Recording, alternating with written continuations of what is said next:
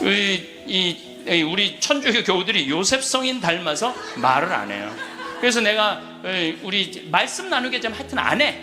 근데 호텔 로비에서 얼마나 근사해요. 갈릴레아 호텔 신앙을 얼마나 간증하고 싶겠어. 아무도 말 안 하는데 70살 먹은 할머니가 손을 번쩍 드는 거예요. 내 말 끝나자마자 자기가 말한다는 거예요.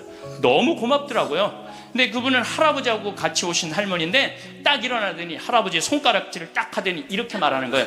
신부님, 내가 평생 이 인간 때문에 고생했다는 거예요. 나이가 70이 넘으면 남편을 대놓고 욕할 수가 있어요. 내가 평생 이 인간 때문에 고생했다는 거예요.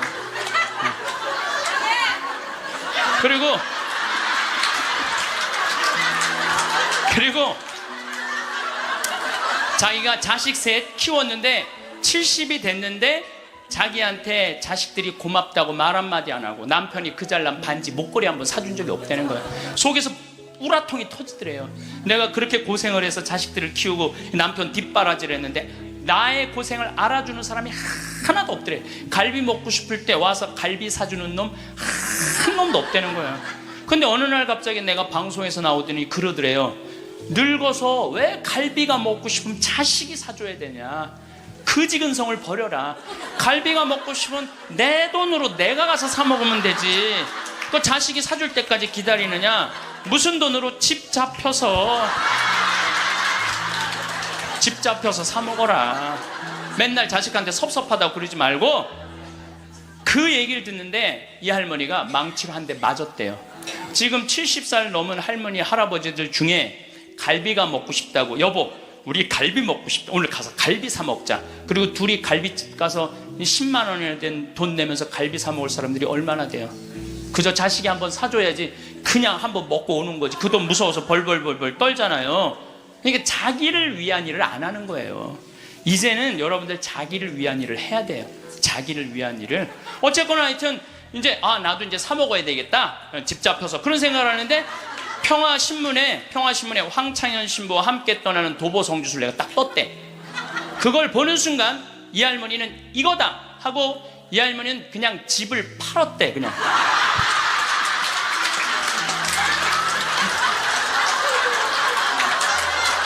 집을 팔았대요. 네. 집을 팔고 1억이 남은 걸 가지고 성주순례를 따라온 거예요. 여동생 부부하고. 근데 왔는데 자기 너무너무 행복하대. 그런데 이 할아버지 맨날 술만 먹던 할아버지인데 성주순례도 안 따라오려는 걸 억지로 끌고 온 거야. 근데 이 할아버지가 다리도 아프다 뭐도 그런데 10일 동안 걸으면서 하느님을 만난 거야. 하느님을 완전히 만나서 성주순례 끝나고 난 다음에 3개월 후에 다시 뒤풀이를 했는데 이 할아버지가 할머니가 그러는 거예요. 저 양반이 미쳤나 보다고.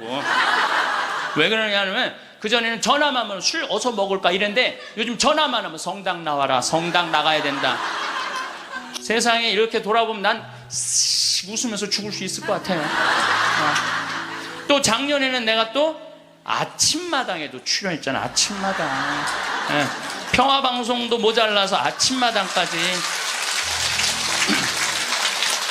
그냥 아침마당을 2번을 강의를 나갔었는데 목요 특강 2번을 강의를 나갔었는데 보통 목요 특강 시청률이 7% 정도 된다고 그래요. 근데 전 2번 다 10.4%가 나왔어요.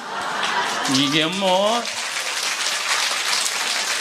물론 그 3.4%는 우리 천주교 교우들이 봐줘서 올라간 건지 내가 알고 있죠. 천주교 교우들이 봐줘서 올라간 거 알고 있는데 나는 그 목요 특강 하려고 그러면 새벽 4시에 집에서 나와야 돼요. 새벽 4시에 이제 또 눈이 항상 오니까 겨울에 작년에도 마지막 강의 12월 27일인가 나왔는데 그 눈길을 헤치고 와서 이제 딱 가면은요, 여의도에 도착하면은 깜짝 놀랐어요. 여자 둘이서 달겨 들어가고 막 화장을 1시간 동안 하는 거. 화장을 1시간 동안. 평화방송은 생전 화장 안 해주는데 화장을 1시간 동안.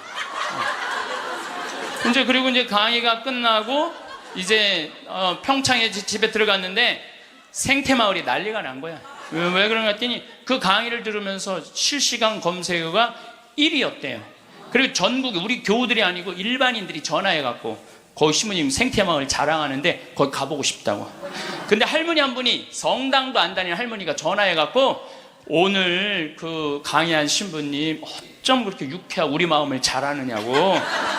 근데 그렇게 유쾌한 신부님이 아직도 전화이 되도록 왜 혼자 사느냐고.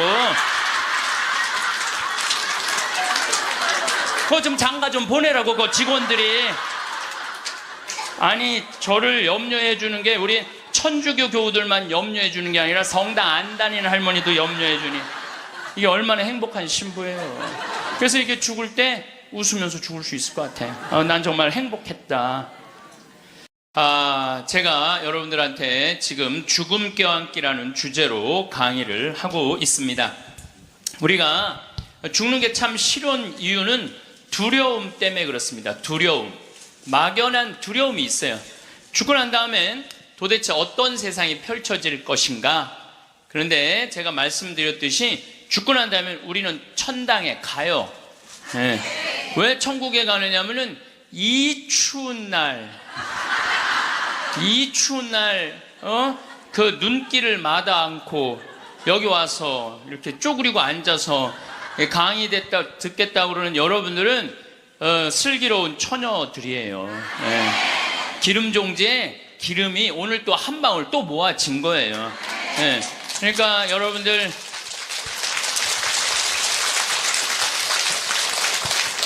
이제 죽는 거 싫어요? 좋아요?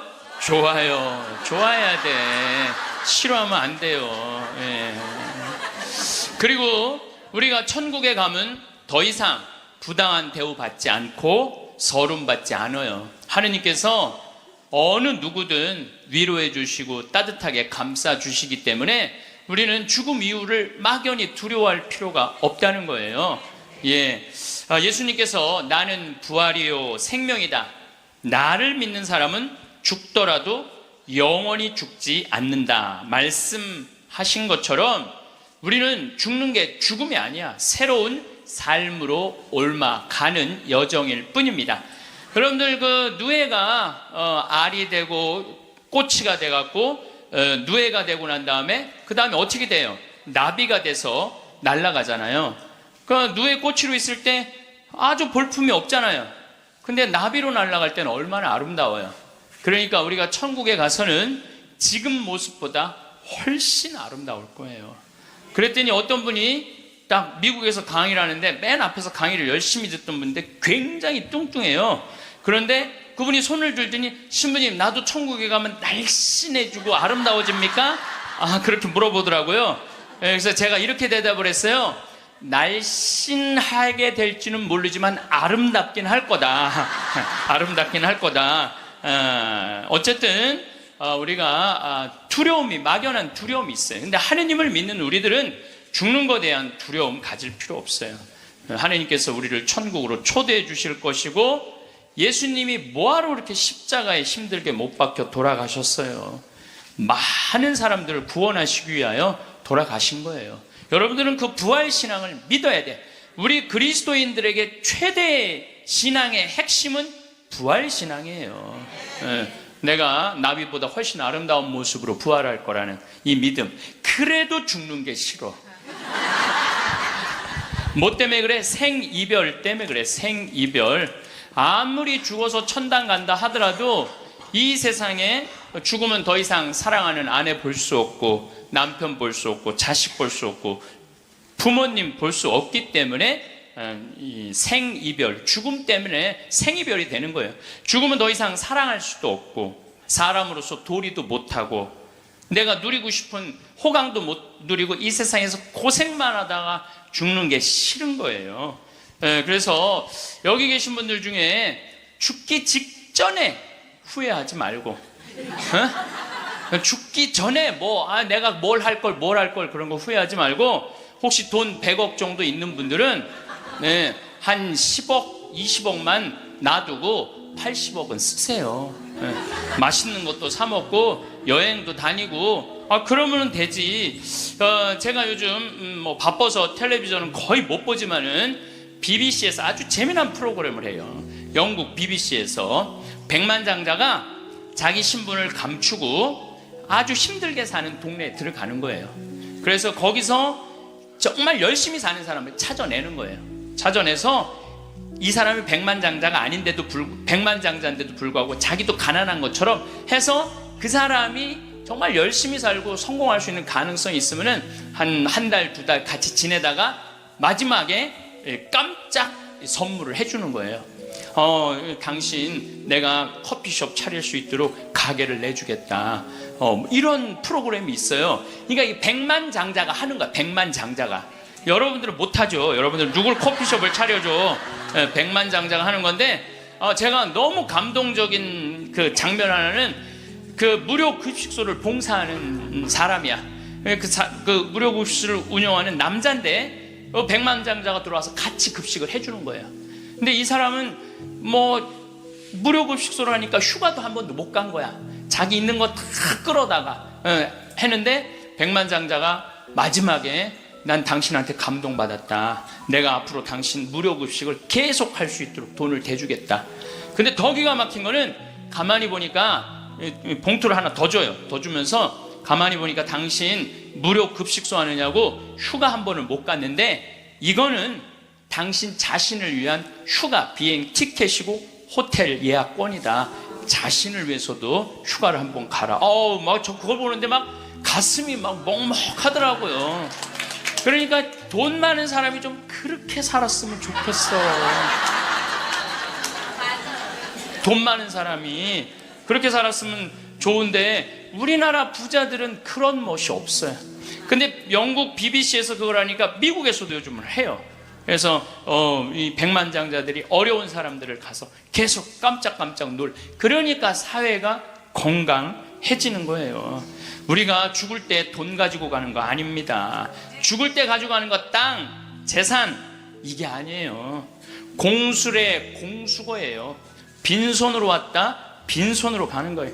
가지고 가지도 못하고 쥐고 그냥 이거 쥐려고 인간성도 버리고 나쁜 짓이란 나쁜 짓 다 골라하면서 죽는 사람들 보면 참 제가 보기에는 참 가슴이 아파. 유병원 씨 그렇게 돈을 많이 모아놨다가 결국 죽을 때 돈 갖고 갔어요? 한 푼도 못 갖고 갔어요. 어떻게 했어? 다 놔두고 갔어요. 마지막에 뭐 순천 쪽에서 도망 다닐 때 현찰이 8억 6천 우리나라 돈 8억 6천 있고 달러가 16만 달러 1억 6천이 있었대요. 근데 그거 손도 못 댔어요. 마지막에 그 집에서 도망 나갈 때 이 가방에 마지막에 있었던 건 수쿠알렌 몇 알 딱 갖고 떠난 거야. 수쿠알렌 몇 알. 여러분들 죽을 때 돈 갖고 떠나는 게 아니에요. 우리가 죽을 때 뭘 갖고 가느냐면은 추억 갖고 떠나는 거. 추억. 내가 이렇게 인생을 돌아봐서 야, 난 정말로 즐거웠어. 나 정말로 행복했어. 이런 추억이 있는 사람이 죽을 때 행복하게 죽을 수 있어요. 여러분들도 가만히 인생 돌아봐서 즐거웠던 추억이 하나도 없어. 고생만 슉샬나게 한 추억밖에 없어. 그렇다면 여러분들 인생 잘못 사는 거예요. 오늘 추억이 하나도 없는 분들은 추억을 만드세요. 프로그램을 짜세요. 그 백만장자가 그 무료 급식한다고 몇 년 동안 3년 동안 휴가도 한 번 안 간 사람한테 자신을 위해서도 시간을 내라고, 남을 위해서 희생만 하지 말고. 왜냐하면 사람이요 남을 위해서 너무 희생하다 보면 지쳐요. 저는 제 인생을 이렇게 돌아보면은 전 정말 행복한 사람 중에 하나예요. 저는 초등학교 때 토요일 일요일이 되면 아버지하고, 전 수원 사람인데 매일 뒤에 광교산에 놀러를 갔어요. 광교산에 가서 가재 잡고 메뚜기 잡고, 가을이면 도토리 줍고 밤 따고 감서리하고, 그 다음에 도라지 캐고 더덕 캐고. 그러니까 초등학교 때 며칠 전에 성복동 성당이라는 곳에 강의를 갔는데 광교산 밑에 있더라고. 다 생각이 나요. 상강교, 하강교, 뭐 미군 레이더 기지, 뭐 주한말 농장, 뭐 쫙 지금도 40년 전 일인데 머릿속에 아직도 그 즐거웠던 추억이 그대로 남아있어요. 나 초등학교 때 공부했던 기억은 거의 없어요. 매일 놀러 다녔던 기억. 그 생각하면 참 행복해요. 그리고 광교산만 가면은 내가 여기서 초등학교 때 여기서 즐겁게 놀았지. 중고등학교 때 또 성당 참, 학교는 일요일은 안 갔는데 성당은 월요일부터 일요일까지 갔어. 월요일부터 일요일까지. 그 여름에 캠프 간다고 우리 때는 4박 5일 갔어요. 그때는 또 어디 놀러를 갈 때가 있어요. 성당에서 가는 캠프가 최고의 행사였죠. 그럼 뭐 조 모임 하면은 뭐 너는 쌀 갖고 와라, 넌 냄비 갖고 와라, 넌 텐트 갖고 와라, 남자 5 여자 5 같은 조로, 이건 뭐 살림살이 떠나는 거하고 똑같은 거예요. 살림살이 떠나는 거하고.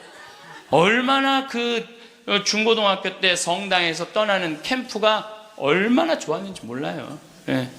그리고 뭐 내가 이 가을에는 예술제 한다고 연극하고 노래하고, 이제 성탄 때만 되면 예수님 성탄 전야제 한다고 모여갖고 뭐, 자, 정말 지금 생각해보면 그때 그 사춘기에 느낄 수 있는 모든 행복을 다 느꼈던 것 같아. 그리고 우리 때는 또 남녀공학이 분명했을 때인데 성당만 가면 그 이쁜 그 이쁜 아가씨들이 그냥 얼마나, 우리 성당에 특별히 이쁜 여자애들이 많이 왔던 것 같아요. 그리고 그 성당 그때 학생의 프로그램이요 너무너무 좋았어요. 지금 애들이 학원에 다니지만 우리 때는 뭐 학원 그런 게 어디 있어요. 성당 가는 게 유일한, 탁구 치고 성당에서 참 좋았던 것 같아요. 그래서 그때 우리 그 학생의 아이들이 신부가 10명이 됐어요. 신부가 10명이 됐어요. 그래갖고 지금 우리 교구에 뭐 사무처장, 관리국장, 사무국장, 다 사목국장, 우리 성당 출신 신부들이 다 하고 있어요. 다 하고 있어요. 그렇게 그때 그 신앙의 그 교육이 풍요로웠던 거죠. 예. 그리고 수녀님들도 많이 나오고, 그 유명한 수녀님들 중에 하나는 또 누구냐 하면은 김혜윤 베아트릭스 수녀라고, 성서 가르치는 수녀님 있잖아요. 뭐 같은 성당을 다녔지만 그 수녀님하고 우리는 질이 달랐어요. 그 수녀님은 공부를 너무너무 잘해갖고 전교 1등을 놓친 적이 우리는 저 밑에서 그냥 그 수녀님 나보다 1살 어리거든요. 그땐 참 예뻤는데 로마 유학 갔다 오더니 팍 늙어갖고.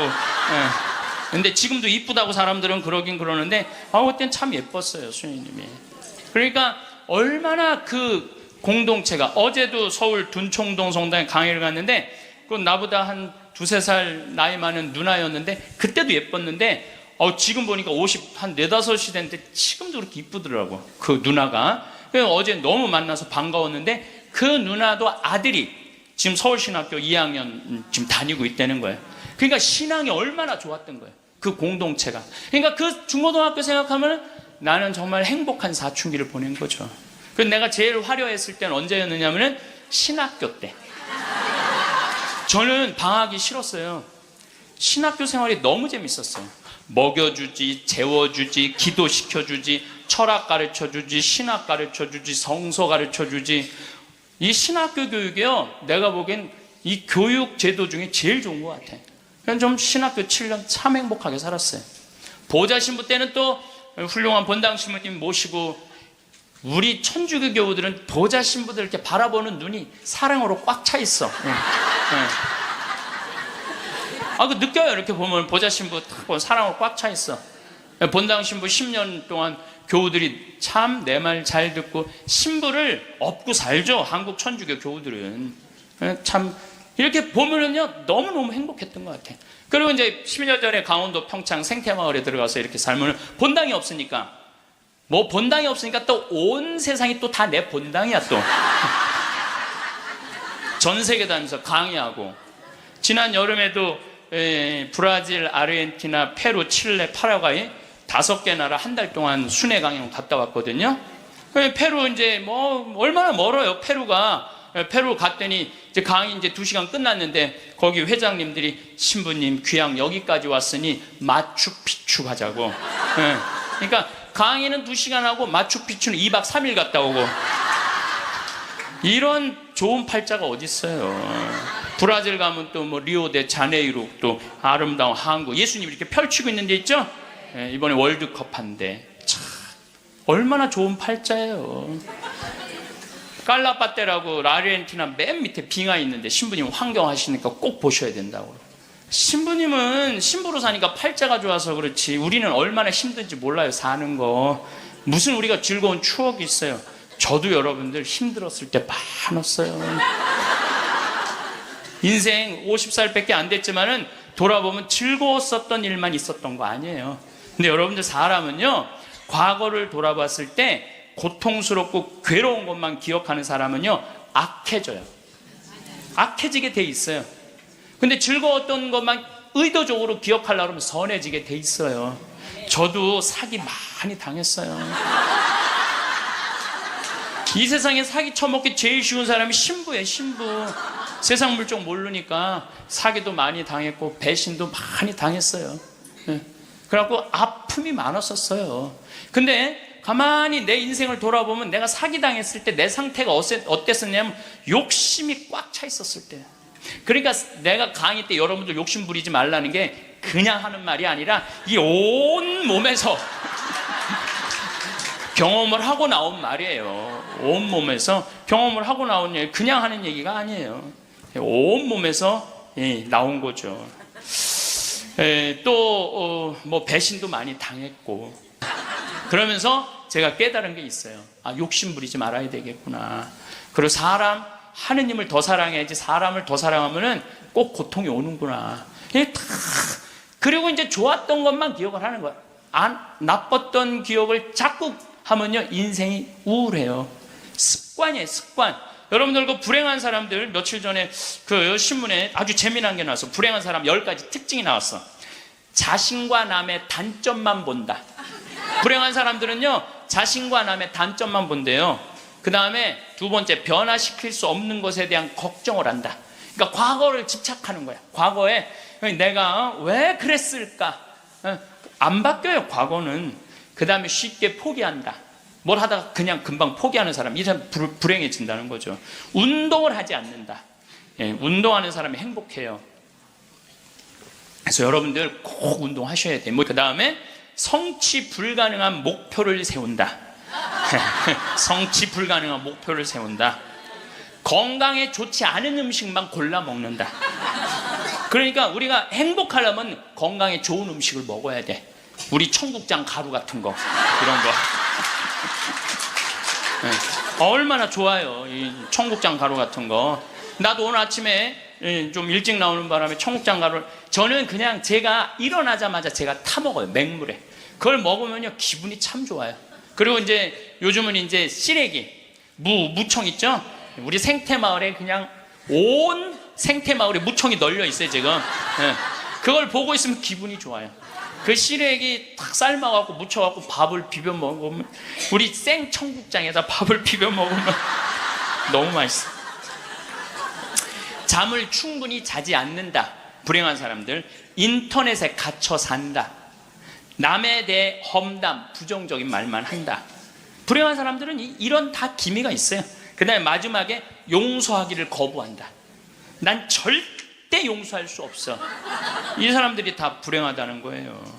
그래서 여러분들 이렇게 인생을 돌아보면서 억울하고 분한 것만 새기지 마라. 특별히 우리 할머니들, 내가 대동아 전쟁에 시집으로 와서 6.25 전쟁 때, 1.4.5태 때 고생한 얘기, 그거요, 청승이에요, 청승. 행복했던 기억만 하시면 좋아요. 그 다음에 죽을 때 뭐 갖고 가냐면 선행 갖고 가는 거. 선행. 죽을 때 선행 갖고 가는 거. 여러분들 죽을 때 땅 갖고 가는 거 아니라니까요. 집 갖고 가는 게 아니라니까요. 재물 갖고 가는 게 아니에요. 이거는 갖고 갈 수 없는 거야. 갖고 갈 수 없는 거야. 오늘도 전심 먹으면서 잠깐 대화를 했는데, 사람들을 보면요, 1000개를 가지고 있으면서 1개밖에 못 누리고 사는 사람이 있어요. 근데 100개를 가지고 99개를 누리고 사는 사람이 있어요. 그럼 여러분들 1000개 가진 사람은 이게 뭐 1000개 가지나 많아요. 이 사람이 죽을 때 그랬는데, 돈이 너무 많은 사람은 그걸 못 쓰고 죽어서 못 죽는데요. 돈이 너무 많은 사람들은. 그러니까 쓸 수 있을 때 열심히 쓰라는 거예요. 두 번째로는 선행이야. 마태복음 25장에 예수님이 이런 얘기를 합니다. 오른쪽에는 양, 왼쪽에는 염소를 갈라놓고 이런 얘기를 해요. 내 오른쪽에 있는 사람들한테, 내 아버지의 복을 받은 이들아, 와서 세상 창조 때부터 너희를 위하여 준비한 나라를 차지하여라. 너희는 내가 굶주렸을 때 먹을 것을 주었고, 내가 목말랐을 때 마실 것을 주었으며, 감옥에 갇혔을 때 찾아주었다. 그럼 의인들이 이렇게 말할 것이다. 주님, 저희가 언제 주님께서 굶주리신 것을 보고 먹을 것을 드렸고 목마르신 것을 보고 마실 것을 드렸습니까? 언제 주님께서 나그네 되신 것을 보고 따뜻히 맞아 드렸고 헐 벗으신 것을 보고 입을 것을 드렸습니까? 언제 주님께서 병드시거나 감옥에 계신 것을 보고 찾아가 배웠습니까? 그럼 임금이 대답할 것이다. 내가 진실로 너희에게 말한다. 너희가 내 형제들인 이 가장 작은 사람. 여러분들, 그래서 저는 이 단어를 참 요즘 많이 묵상을 해요. 내가 만나는 사람들 중에 작은 이들 가운데 한 사람에게 해준 것이 곧 나에게 해준 것이다. 얼마 전에 우리 아파트 경비병이 분신자살해서 세상을 떠났잖아요. 가장 작은 이한테 해준 게 누구한테 해준 거야? 예수님. 이 지금 대한민국 사람들이 이 말씀을 새겨야 돼요. 돈 좀 벌었다고 작은 이들을 무시하는 이런 사회, 이게 왼편 염소 쪽으로 가는 거예요. 여러분들 오른편 양쪽으로 가려면 어떻게 해야 돼? 작은 이들 중에 목마르고 헐벗고 배고프고 감옥에 갇히고 나그네 된 사람한테 따뜻하게 대해야 되는 거예요. 록펠러라고 있어요. 미국 부자. 이 사람 죽었는데 얼마나 부자냐면 1850년도에 태어난 사람인데 55살에 전 세계의 90%를 줘요. 세계에서 최고로 부자였어요. 55살에 이 사람이 불치병을 딱 판정을 받아요. 1년밖에 못 산다고. 1년밖에 못 사니 전 세계 최고의 부자인데 55세 1년밖에 못 사니 얼마나 기가 막혀요. 병원에서 탁 나오는데 이렇게 보니까 병원 정가운데 뭐라고 써 있느냐면은 받는 자보다 주는 자가 행복하다. 그거를 봐요. 그거를 보고 막 가슴에 전율을 느껴요. 어떤 전율을 느끼냐면 자기는 돈이 그렇게 많은데도 준 적이 없는 거야. 막 회사 병합하고 뺏고 막 이랬거든요. 아주 냉혈한이었어요. 예. 완전히. 그래갖고 가만히 나는 그 많은 돈 중에 준 적이 없네. 준 적이 없네. 여러분들 마음, 가끔 이렇게 말하는 분들이 있어. 누가 나 좀 돈 좀 안 주나? 이 사람 불행한 거예요. 이 사람 무조건 불행한 거예요. 내가 누구 돈 좀 줘야지 이 사람이 행복한 거예요. 항상 얻어먹을 자세가 돼 있는 사람은 불행한 거예요. 주려고 그래야 돼. 주려고. 그래서 저는 본당 신부하면서도 교우들하고 밥을 먹어도 정말 내가 냈지 교우들이 돈 못 내게 했어요. 왜냐하면 가만히 보면 교우들 먹고 살기 바쁜데 자식도 공부시키고 월세 세금 내기 바빠 죽겠는데 신부한테까지 돈을 뺏기면서 밥을 사주는 거예요. 이게 그래서 나는 내가 다 정말 많이 냈어요. 그 처음에 신부님한테 밥 얻어 먹은 적이 평생에 처음이라는 교우들을 참 많이 봤어요. 신부님 무슨 돈이? 나 돈 많아. 나는 강사료도 많고 인세가 또 많이 들어오잖아요. 나는 인세도 많이 들어오고 그래서 난 많으니까 걱정하지 마라. 그래갖고 난 다 사줬어요. 그래도 난 내 주머니에 한 번도 돈이 떨어져 본 적이 없어요. 이게 언제 들어오냐면 내 영명 축일 때 다 들어온다니까요. 내 영명 축일 때. 그리고 예수님이 뭐라고 그러냐면 5,000명 빵 먹일 때 너희들이 줘라. 그러니까 제자들이 이 많은 사람들 어떻게 우리가 주냐 그러니까 예수님이 이런 말을 해요. 너희가 거저 받았으니 거저 주어라. 참 이 말이 전 좋아요. 우리가 나누지 못하기 때문에 인생이 괴로운 거죠. 그래갖고 록펠러가 나는 이렇게 많이 줄 수 있는데 내가 하나도 못 주고 죽는구나. 근데 마침 그 병원에서 호텔 로비에서 딸아이 입원비가 없어갖고 막 병원 사람들한테 제발 내 딸 좀 입원 시켜달라고 막 울며 불며 매달리는 엄마를 봐요. 록펠러가 그걸 보고 비서를 시켜서 병원비를 대주라고. 병원비를 대줬는데 그 소녀가 기적같이 나요. 록펠러가 너무너무 행복한 거야. 야, 나도 이렇게 나누니까 이렇게 좋으네. 내가 남은 1년 동안 나눠야 되겠다. 그래서 막 시카고 대학도 세우고 병원 한 2,000개 세우고 도서관도 세우고 고아원도 세우고 그 남은 시간 동안 돈이 많으니까 엄청나게 나누기 시작을 했어요. 근데 그렇게 나누다 보니까 록펠러가 이 55세 죽는 데는 록펠러가 98까지 나누다 죽었어요. 98까지 나누다 죽었어요. 그러면서 죽으면서 록펠러가 이런 얘기를 해요. 어떤 얘기를 하느냐면 내가 쥐려고 그랬던 55년은 쫓기고 살았다는 거야. 인생을. 사람이 가지려고 그럴 때는 인생을 쫓기게 돼 있어요. 근데 내가 나누기 시작하면서부터는 내 삶은 기쁨으로 가득 찼다고 그래요. 기쁨으로 가득. 그래서 여러분들 신부님 저는 주머니에 돈 한 푼도, 돈이, 부처님이 그랬잖아요. 나눠라 그러니까 저는 부처님 아무것도 가진 게 없습니다. 부처님이 뭐라 그래요? 왜 네가 가진 게 없냐? 네가 사람들하고 대화할 때 따뜻하게 웃어주는 것도 나누는 거다. 누가 사람이 얘기를 할 때 네가 자세를 낮추고 경청하는 것도, 그것도 나누는 거다. 공손한 것도 나누는 거다. 여러분도 꼭 돈으로 나눠야 돼? 아니에요. 마음으로도 얼마든지 우리가 나눌 수가 있는 거예요. 저는 지난 월요일 날 너무너무 놀란 사건이 있었어요. 이게 참 신기해요. 성남에 사는 할머니도 나이가 85, 할아버지는 90인데 나한테 40억을 들고 왔어요. 그래갖고 교구청에서 아주 서류를 다 해놨어. 법무사까지 다 와서 다. 그래서 어저께 그러니까 월요일 날 40억을 기증을 받았어요. 할머니가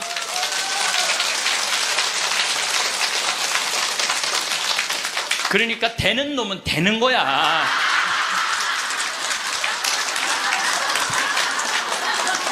그래서 할머니한테 물어봤어요. 이 많은 돈을 왜 나한테 기증을 하느냐? 그랬더니 신부님 제가 강의를 듣는데 신부님이 잠비아에 농업대학을 세우고 싶다고 그런 게 있는데, 농업대학을 세우는 건 또 내가 잠비아 농장 꾸미는 거하고는 또 다르잖아요.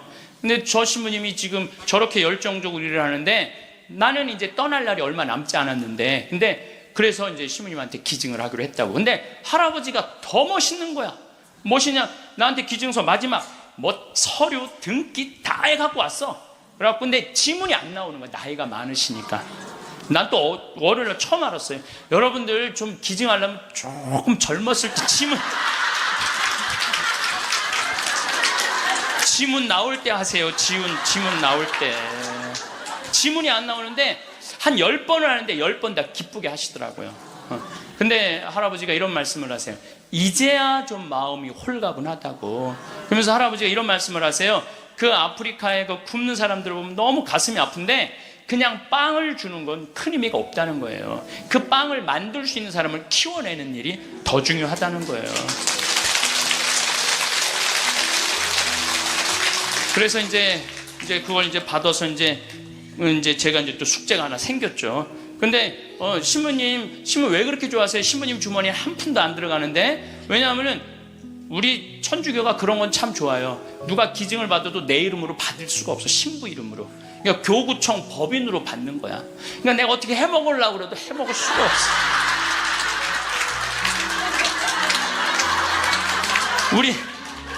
우리 주교님 도장을 훔쳐야지 해먹을 수 있는. 주교님 도장을 훔쳐야지.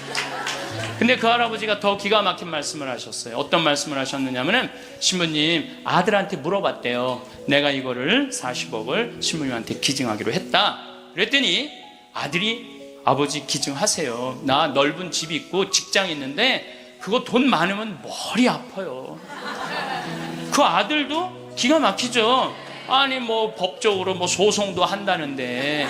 그래서 여러분들 제가 말씀드리는 거는 우리가 죽을 때 갖고 가는 게 땅이 아니라니까요. 집이 아니고 재물이 아니에요. 뭐냐면 선행이야. 선행. 내가 뭔가 베풀 수 있는 선행이 있어야 돼요. 그래서 여러분들도 내가 돈이 없다라면 마음으로라도 나눌 줄 알아야 돼. 마음으로라도. 예. 그리고 죽을 때 갖고 가는 건 결정적인 건 믿음이야. 믿음이 없는 사람은요, 노잣돈 없이 떠나는 거예요. 믿음이 없는 사람은 노잣돈이 없이 떠나는 거예요. 죽을 때 빈 털터리로 떠나는 거. 빈 털터리로. 근데 내가 주님께서 날 기다리고 계셔. 주님께서 날 맞아주실 거야. 이 믿음 있는 사람은요, 여행 떠날만 해요. 근데 딱 저승에 들어섰는데 아무도 날 데려가는 사람, 깜깜한 어둠만 날 기다리고 있는 사람은 너무너무 힘든 거죠.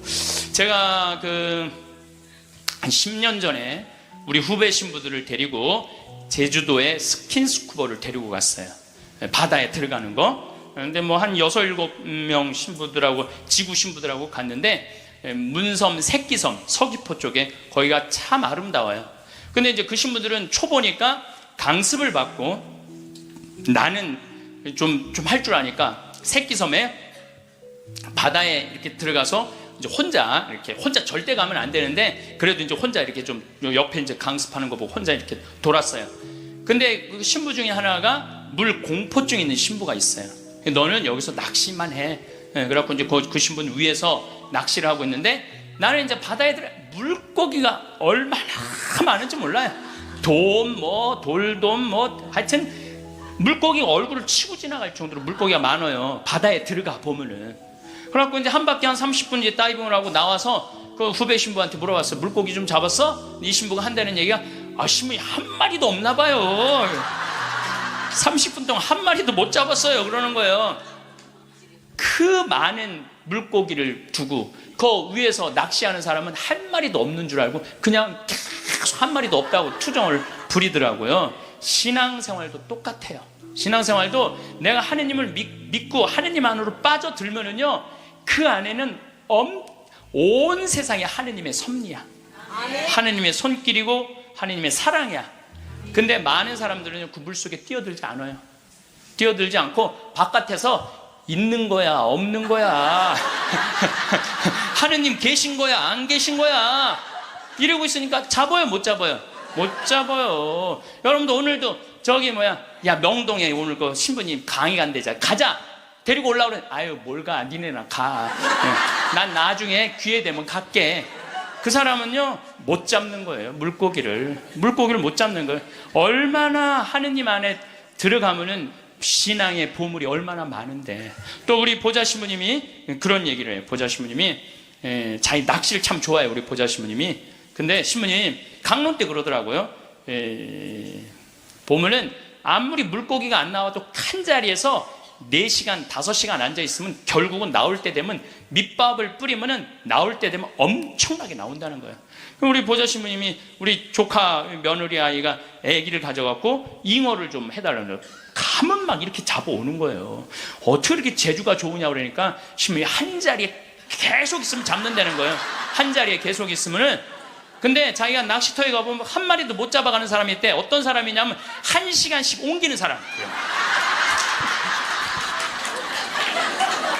이 사람은 하나도 못 잡고 가는 거야. 하나도 못 잡고. 그래서 신앙도 꾸준한 사람이, 변함이 없는 사람이 엄청난 보화를 끌어올릴 수 있는 거예요. 그래서 우리 죽을 때는 추억, 선행, 믿음 갖고 가는 거예요. 집 갖고 가는 게 아니라니까요.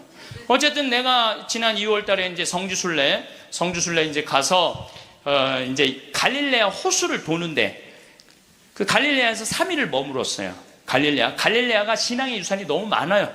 5,000명 먹이신 빵의 기적도 갈릴레아 호수에서 했지. 산상 설교도 갈릴레아에서 했지. 풍랑 걸은 데도 갈릴레아지. 제자들하고 예수님하고 만난 데도 갈릴레아지. 얼마나 많아요. 그러니까 거긴 3일을 머물렀죠. 3일을 머무르고 이제 저녁에 이제 모여갖고 80명 순례자들한테 오늘 느낀 신앙의 감동을 나눔 얘기를 하자고 그랬어요. 근데 참 우리 천주교 신자들은 이상하죠. 말 그렇게 잘하다가도 말씀 나누게 하자 그러면 입을 다물어. 말씀 나누게 하자 그러면. 내가 아는 몇몇 연예인도 있으면 연예인들을 만나고 얘기를 하면 신앙이 너무너무 좋아요. 그런데 방송에만 나가면 절대 말 안 해. 신앙에 대해서. 신기해. 개신교 성도들은 간증하라고 그러면 그냥 뛰어나가고 서로 하려고 그러는데 우리는 그냥 잘 놀다가도 자 지금부터 말씀 나누기 전에 내가 묵상을 했어. 왜 우리 천주교 교우들이 이렇게 입이 무거운가. 내가 묵상을 했어. 답을 찾아냈어요. 요셉 성인 닮아서 입이 무거운 거. 요셉 성인 닮아서. 요셉 성인이 참 입이 무거워요. 보면은 아니 장가를 가려고 딱 했는데 마리아가 애를 배 갖고 온 거야. 기가 막히잖아요. 그럼 나는 손도 잡은 적이 없는데 그럼 일반 사람이면 뭐라 그럴 거야. 친구들한테 야 얘기 좀 하자. 야 난 너무 고민이 있어. 아니 마리아가 결혼도 하기 전에 애를 배웠네. 이거 어떻게 하면 좋지? 분명히 이렇게 얘기했을 거예요. 근데 요셉 성인은 아무한테도 말하지 않고 혼자 파혼하기로 혼자만 마음속으로 생각을 해.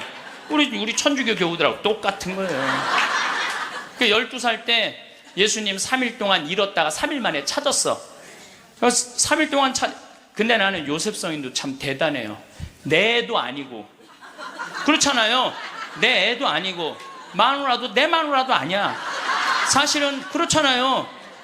그런데 그 아이하고 그 엄마를 12년 동안 책임졌다는 건요, 보통 사람 아니면 못해요. 참 우직한 분이죠. 근데 3일 만에 잃어버렸는지 얼마나 애가 타게 찾았겠어요. 찾고 난 다음에 성모님이, 얘야, 네 아버지와 내가 너를 얼마나 찾았는지 모른다. 나는 이 말도 참 묵상을 많이 하는 말 중에 하나예요. 성모님도 시집을 막상 오긴 왔는데 뱃속에 아기가 이씨 들어왔으니 얼마나 미안해요. 그러니까 항상 요셉성인한테 미안한 마음이 있었던 것 같아. 그래서 여러분들 3일 만에 잃었던 애를 찾았어. 그럼 여러분들 뭐라 할까? 이놈의 새끼 내가 너 얼마나 찾았는지 알아? 분명히 이랬을 거야. 근데 성모님은 자기를 먼저 내세우지 않았어요. 자기 아이임에도 불구하고 얘야, 네 아버지와 내 남편을 인정해 준 거죠. 남편을 존중해 준 거죠. 네 아버지와 내가 너를 얼마나 찾았는지 모른다. 그런데도 요셉 성인은 아무 말도 안 해. 한마디도 안 해. 찾았으면 됐지 뭐 이거죠. 한마디도 안 해요. 내가 이번에 성주순례 가서도 너무 많은 걸 느꼈는데, 그 대학생이 엄마 아빠를 따라온 거야. 인천공항이 딱 나를 바라보는 눈빛이 흰 눈동자 95% 까만 눈동자. 너 때문에 내가 여기 따라왔다. 근데 이 친구가 성주순례를 하루를 걷더니 이틀을 걷더니 눈빛이 바뀌는 거예요. 그러면서 마지막엔 이 친구가 이런 말을 하더라고요. 신부님, 저는 가슴이 지금 터질 것 같이 행복하다는 거예요. 살아계신 예수님을 만나서 가슴이 터질 것 같이 행복하다는 거예요. 그리고 그 친구는 엄마 아빠가 길을 잃고 헤매, 공부 굉장히 잘하는 아이였어요. 근데 지금 의대 공부를 한대요. 내가 아프리카에 좀 가서 봉사 좀 하자 그랬더니, 그러니까 길을 찾은 거지. 그러니까 여러분들 제발 좀 죽기 전에 가지 말고 언제 가? 지금 가세요. 지금 가세요. 성공한 사람들을 보면 크게 두 부류로 나뉘는 걸 알 수 있습니다. 하나는 자신이 성공했다고 여기저기 떠벌리고 다니는 사람들, 그리고 또 하나는 조용히 아무 말 없이 자기 삶을 사는 사람들입니다. 우리는 흔히 성공을 하면 자연스럽게 자랑하고 싶어질 거라고 생각하죠. 좋은 차를 사고 비싼 시계를 차고 SNS에 멋진 사진을 올리고 싶을 겁니다. 왜냐하면 그렇게 하면 남들이 나를 더 인정해 줄 거라고 믿으니까요. 하지만 현실은 그렇지 않습니다. 오히려 진짜 성공한 사람들은 그렇게 행동하지 않습니다. 왜냐하면 보여줄 필요가 없기 때문입니다. 돈이 많다고, 높은 자리에 있다고, 유명하다고 해서 굳이 그걸 드러낼 필요는 없습니다. 그걸 아는 사람들은 이미 알고 있고 모르는 사람들은 알 필요가 없죠. 그런데도 굳이나 성공했다고 떠드는 사람들이 있습니다. 그런 사람들은 왜 그럴까요? 간단합니다.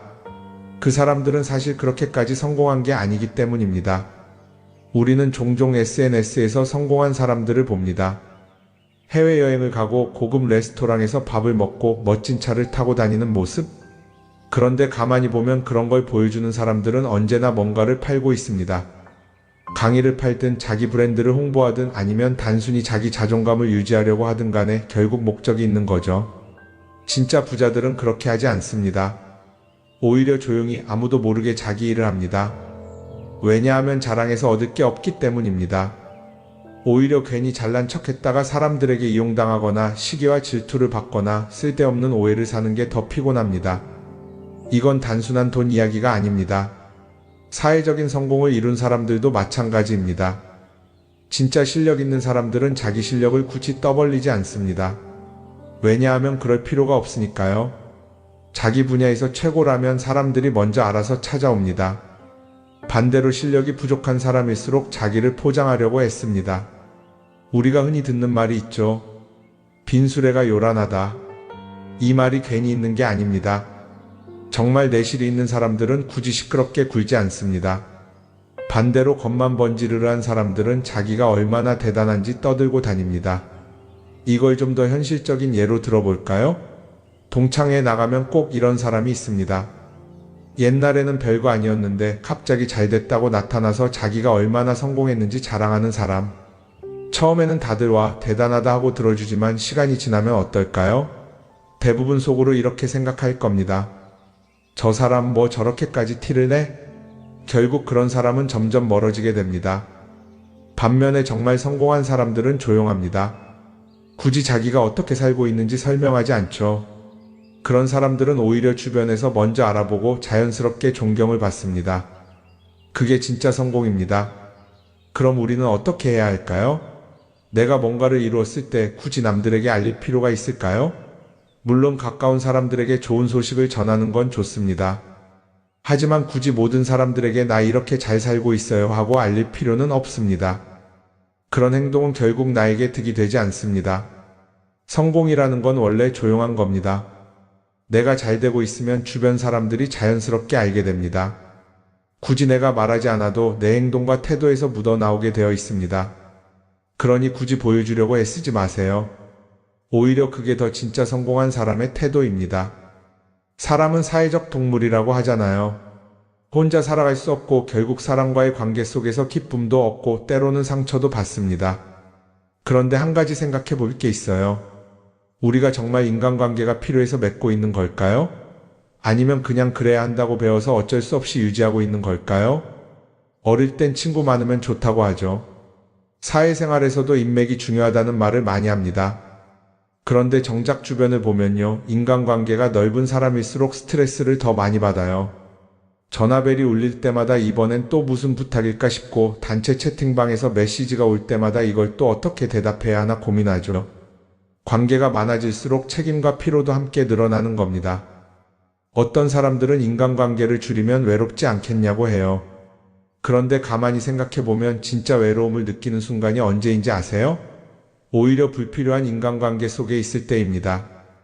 같이 밥을 먹고 얘기를 나누는데도 뭔가 허전하고 대화가 컥 돌고 속마음을 나누지도 못할 때, 그럴 때 우리가 더 외롭다고 느끼죠. 그렇다고 당장 인간관계를 다 끊어버릴 순 없겠죠.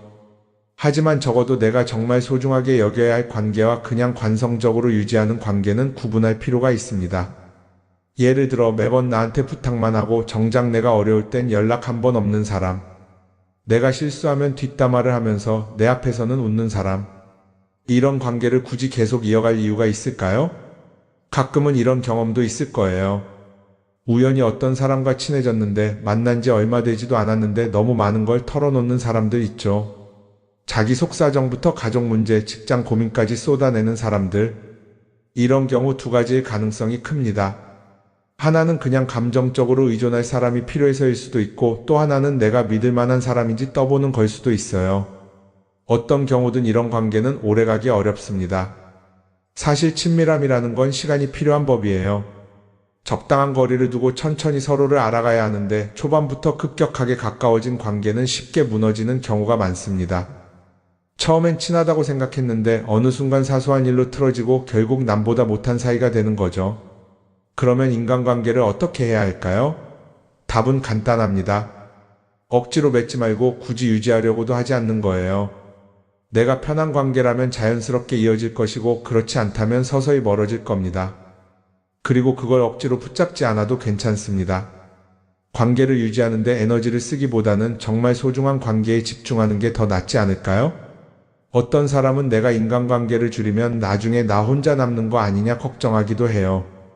그런데 생각해보면요, 진짜 나를 위하는 사람은 많지 않아요.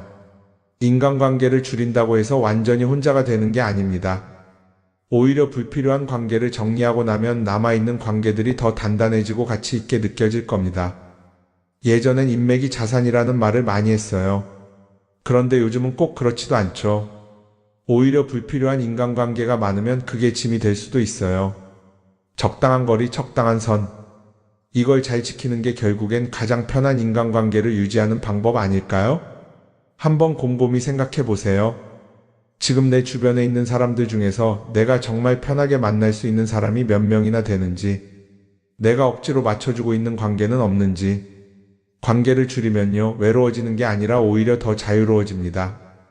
그리고 자유로워진 만큼 내 인생에서 정말 중요한 것에 집중할 수 있게 됩니다. 인간관계에 너무 많은 걸 신경 쓰다 보면 정작 중요한 걸 놓칠 수 있어요. 그러니까 이제는 한 번쯤 정리해보는 것도 나쁘지 않을 겁니다. 사람들이 돈을 많이 벌고 싶어 하는 이유가 뭘까요? 단순히 돈이 많으면 좋으니까? 물론 그것도 있겠지만 사실 돈을 원하는 진짜 이유는 더 나은 삶을 살기 위해서겠죠. 그런데 문제는 돈을 많이 번다고 해서 반드시 삶이 나아지는 건 아니라는 겁니다. 오히려 더 많이 벌수록 더 많이 쓰게 되는 경우가 많아요. 가끔 이런 생각해 본 적 없으세요? 예전에는 돈이 지금보다 훨씬 적었는데 이상하게 그때가 더 여유로웠던 것 같다. 왜 그럴까요? 사실 우리가 원하는 건 돈 그 자체가 아니라 돈을 통해 얻을 수 있는 자유인데 돈을 벌면 벌수록 그 자유를 잃어버리는 경우가 많아요. 더 좋은 차, 더 좋은 집, 더 좋은 옷을 사면서 점점 더 많은 돈이 필요해지고 결국엔 돈을 벌기 위해 또다시 일해야 하는 악순환에 빠지게 되는 거죠. 한번 생각해 봅시다. 우리가 정말 필요해서 뭔가를 사는 경우가 얼마나 될까요? 필요해서라기보다는 남들이 가지고 있으니까, 없어 보이기 싫으니까, 혹은 그냥 기분 전환을 위해서 소비하는 경우가 훨씬 많아요. 그리고 그런 소비를 할 때마다 스스로 이렇게 합리화를 하죠. 이 정도는 나를 위한 투자야. 그런데 가만히 보면 그 소비가 진짜 나를 위한 소비인지 아니면 그냥 사회가 만든 기준에 끌려가고 있는 건지 헷갈릴 때가 많습니다. 예를 들어 예전에는 스마트폰 하나면 충분했는데 이제는 스마트워치도 있어야 하고 무선 이어폰도 필요하고 태블릿도 있어야 할 것 같고, 하나를 사면 또 다른 무언가가 필요해지는 시기예요. 사실 이건 우리가 그렇게 만들어진 겁니다. 광고도 그렇고 SNS도 그렇고 자꾸 우리에게 이렇게 말하죠. 이걸 사야 더 행복해질 수 있어요. 그런데 정작 그걸 사고 나면 어때요? 처음 며칠은 좋죠. 그런데 시간이 지나면 또 다른 걸 사고 싶어져요. 왜냐하면 물건이 우리를 오래 행복하게 만들어주지는 않거든요. 특히 요즘은 SNS가 이런 소비 심리를 더 부추기는 것 같아요. 예전에는 친구들끼리 만나서 나 새로 샀어 하고 자랑하는 게 전부였는데 이제는 SNS에 올리면서 전 세계 사람들에게 보여주잖아요. 그러다 보니까 남들도 다 뭔가를 사서 올리고 나도 따라해야 할 것 같은 기분이 드는 거예요. 그런데 중요한 건 그 사람들도 사실은 나와 똑같은 기분이라는 겁니다. 내가 남을 부러워하는 만큼 나도 누군가에게 부러움을 사려고 애쓰고 있는 거죠. 결국 끝없는 비교와 소비 속에서 진짜 중요한 걸 놓치게 되는 겁니다. 한번 이렇게 생각해보면 어떨까요? 만약 내가 지금부터 딱 1년 동안 불필요한 소비를 하지 않는다면 내 삶이 어떻게 변할까? 아마 처음에는 답답할 수도 있어요. 사고 싶었던 걸 참아야 하니까. 그런데 그걸 몇 번 참고 나면 어느 순간 깨닫게 될 겁니다. 내가 굳이 이걸 안 사도 괜찮네? 그렇게 불필요한 소비가 줄어들면 자연스럽게 돈이 쌓이겠죠. 그런데 돈이 쌓이는 것보다 더 중요한 게 있어요. 바로 마음의 여유가 생긴다는 겁니다. 돈을 쓰지 않는다고 해서 불행해지는 게 아니라 오히려 소비로부터 자유로워지면서 진짜 행복을 찾을 수 있어요. 물론 이걸 실천하는 게 쉽지는 않겠죠. 우리 주변에는 소비를 부추기는 것들이 너무 많으니까요. 하지만 적어도 이런 건 해볼 수 있습니다. 뭔가를 사고 싶을 때 한 번만 스스로에게 물어보는 거예요. 이게 정말 나한테 필요한 걸까? 아니면 그냥 순간적인 욕심일까? 만약 그 질문을 던졌을 때 5초 안에 당연히 필요하지 라는 답이 나오지 않는다면 사실 그건 없어도 되는 물건일 가능성이 큽니다. 정말 필요한 건 고민할 필요도 없이 바로 떠오르거든요. 그러니까 이제는 한 번쯤 생각해 봐야 할 것 같아요. 나는 지금 내가 원하는 삶을 살고 있는 걸까? 아니면 남들이 만든 기준에 맞추기 위해 내 시간을 팔고 있는 걸까? 소비를 줄인다는 건 단순히 돈을 아끼는 게 아닙니다. 그건 결국 내 삶의 선택권을 되찾는 일이거든요. 돈을 많이 버는 것도 중요하지만 더 중요한 건 그 돈을 어떻게 쓰느냐입니다. 그리고 때로는 아무것도 사지 않는 게 최고의 선택일 수도 있어요. 우리는 요즘 SNS 없이 사는 게 거의 불가능한 시대에 살고 있죠. 아침에 눈 뜨자마자 휴대폰을 확인하고 출근길에도 SNS를 보고 잠들기 전까지도 계속 들여다봅니다. 그러면서 남들이 어떻게 사는지 보고 나도 모르게 비교하게 되고 때로는 초조해지기도 하죠. SNS에 올라오는 사진들 한번 보세요. 맛집에서 멋진 음식을 먹고 해외여행을 다니고 좋은 옷을 입고 성공한 삶을 사는 사람들. 그런데 가만히 보면 이 사람들이 정말 행복해서 저런 사진을 올리는 걸까요? 아니면 그냥 행복해 보이고 싶은 걸까요? 실제로 SNS에 가장 많이 올라오는 사진이 뭔지 아세요? 남들이 부러워할 만한 순간들입니다. 집에서 편하게 쉬고 있는 모습이나 출근길에 지친 얼굴, 어제 먹다 남은 배달 음식 사진 같은 건 잘 안 올리죠. 대신 멋진 레스토랑, 명품 가방, 고급 호텔 같은 것들이 올라옵니다. 왜 그럴까요? 결국 SNS는 보여주기 위한 공간이기 때문입니다. 여기서 중요한 게 있어요. 우리가 SNS에서 보는 건 그 사람의 삶 전체가 아니라 편집된 일부 장면이라는 겁니다. SNS는 마치 한 편의 다큐멘터리나 영화처럼 잘 꾸며진 장면들만 보여줍니다. 그런데도 우리는 그걸 보면서 아, 저 사람은 나보다 더 행복하구나 하고 착각하죠. 예를 들어 SNS에서 한 친구가 해외여행을 가서 아름다운 풍경을 찍어 올렸다고 해볼게요. 우리는 그걸 보면서 부럽다, 나도 저렇게 살고 싶다라고 생각하겠죠. 그런데 정작 그 친구는 사진을 찍고 나서도 일 때문에 스트레스를 받고 있을 수도 있고 여행 비용을 감당하느라 카드가 걱정을 하고 있을 수도 있습니다. 그 부분은 우리는 알 수가 없죠. 그런데 문제는 이렇게 남들과 비교하는 습관이 쌓이면 결국 내 삶이 초라하게 느껴진다는 겁니다. 원래는 그냥 조용히 살아도 괜찮았는데 SNS를 보고 나면 나만 뒤처지는 것 같고 뭔가를 더 해야 할 것 같고 괜히 불안해지죠. SNS는 기본적으로 사람들의 비교 심리를 자극합니다. 남들이 가진 걸 나도 갖고 싶게 만들고 남들이 하는 걸 나도 해야 할 것 같은 기분이 들게 만들죠. 그러다 보니 필요하지도 않은 걸 사게 되고 무리해서라도 화려한 곳에 가게 되고 남들에게 보여주기 위해 사는 삶을 살게 됩니다. 그럼 어떻게 해야 할까요? 사실 정답은 간단합니다. SNS에서 보이는 것들을 곧이곧대로 믿지 않는 것입니다. 그리고 더 중요한 건 남과 비교하는 걸 멈추는 것이에요.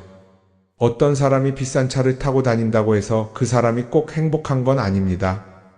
좋은 차를 타고 다니지만 밤마다 사업 걱정에 잠 못 이루는 사람도 많아요.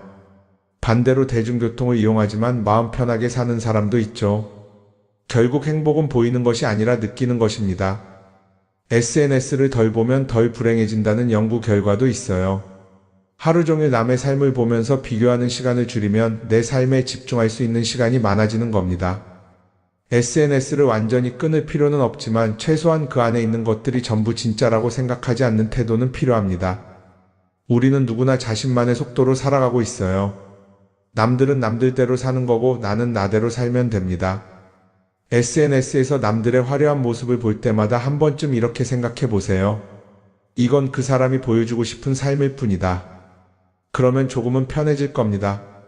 사람들은 다들 자기 인생을 살아간다고 생각하죠. 그런데 가만 보면 정말 자기 인생을 사는 사람이 얼마나 될까요? 많은 사람들이 사실은 남이 만들어 놓은 기준에 맞춰서 살고 있어요. 좋은 대학, 좋은 직장, 좋은 차, 좋은 집. 다들 이런 걸 목표로 삼지만 정작 내가 원하는 삶이 뭔지 깊이 생각해 본 적이 없는 경우가 많아요. 이건 어릴 때부터 교육받아온 방식과도 관련이 있어요. 우리는 어릴 때부터 이렇게 살아야 한다는 틀 안에서 자라죠. 공부 열심히 해서 좋은 성적을 받아야 하고 좋은 직장을 가져야 하고 결혼도 적당한 때에 해야 하고 마치 인생이 정해진 수순이라도 있는 것처럼요. 그러다 보니 나 스스로 정말 원하는 걸 고민하기보다는 그냥 남들이 정해놓은 목표를 따라가게 돼요. 그런데 이렇게 남의 기준에 맞춰서 살다 보면 어느 순간 공허함을 느끼게 됩니다. 이게 정말 내가 원했던 삶인가? 하는 의문이 들 때가 오죠. 어릴 땐 성적이 목표였고 사회에 나와서는 연봉이 목표였고 결혼하고 나서는 아이 교육이 목표였는데 그 목표를 이루고 나면 허무한 거예요. 계속 뭔가를 이루긴 했는데 정작 나는 어디에 있는지 모르겠는 거죠. 진짜 중요한 건 내가 원하는 게 뭔지를 아는 것이에요. 그런데 이게 쉽지 않죠. 오랫동안 남의 기준대로 살아왔기 때문에 막상 내가 정말 원하는 게 뭐지? 하고 물어보면 선뜻 대답하기 어려운 경우가 많아요. 하지만 이 질문을 하지 않으면 우리는 평생 남이 정한 기준 속에서 살게 됩니다. 그럼 어떻게 해야 할까요? 첫 번째로 필요한 건 내가 왜 이런 생각을 하게 됐는지 스스로 점검하는 거예요. 예를 들어 내가 비싼 차를 사고 싶다고 생각한다면 그게 정말 내 필요 때문인지 아니면 남들에게 잘 보이기 위해서인지 한번 따져봐야 해요. 만약 남들이 나를 어떻게 볼까 하는 게 더 중요하다면 그건 내 기준이 아니라 사회가 만들어 놓은 기준일 가능성이 큽니다. 두 번째는 다른 사람의 의견에 휘둘리지 않는 연습을 하는 거예요. 우리는 살아가면서 끊임없이 남들의 평가를 받죠. 그 나이에 그런 걸 시작한다고? 지금 그게 가능하겠어? 이런 말들이 우리를 흔들어 놓습니다. 그런데 그런 말에 신경 쓰다 보면 결국 아무것도 하지 못하게 돼요. 중요한 건 남들이 뭐라고 하든 내가 결정하는 거예요. 물론 남의 조언을 들을 수도 있고 참고할 수도 있죠. 하지만 최종 결정은 항상 내 몫이어야 합니다. 내가 결정하고 내가 책임지는 거. 그렇게 해야 내 삶을 온전히 내 것으로 만들 수 있어요. 세 번째는 내가 한 선택에 책임지는 자세를 가지는 거예요. 많은 사람들이 무언가를 선택하고 나서도 후회하죠. 괜히 이걸 했나? 이 선택이 잘못된 건 아닐까? 그런데 한 가지 확실한 건 후회한다고 해서 과거가 바뀌지는 않는다는 거예요. 내가 한 선택이라면 그 선택이 틀렸다고 해도 받아들이고 그 안에서 최선을 다하는 게 더 중요해요. 이렇게 말하면 그럼 실수하면 어떡하죠?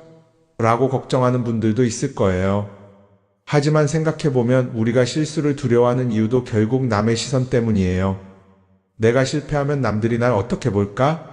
이런 걱정이 더 크죠. 그런데 남들은 생각보다 우리한테 관심이 없어요. 우리가 성공하든 실패하든 남들은 자기 삶을 사느라 바빠요. 그러니까 내 인생의 주인은 결국 나 자신이라는 걸 명확히 할 필요가 있어요. 내 선택을 하고 그 선택에 책임지면서 남이 아니라 나에게 맞는 길을 찾는 것. 그게 진짜로 내 삶을 살아가는 방법이 아닐까요?